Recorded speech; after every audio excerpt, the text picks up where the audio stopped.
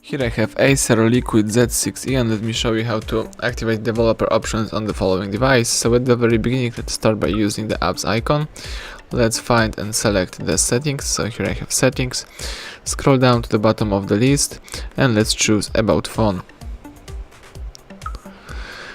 Let's scroll down one more time and find the build number. Let's tap a couple of times on build number, and as you can see, you are now a developer. So let's go back, and under printing you've got developer options, so let's tap it. Here you can use all the features from the following list.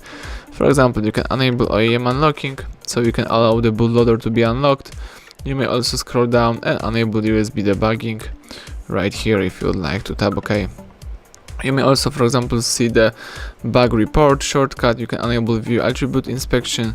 You can, for example, show layout bounds and lots of more developer features that you can easily use.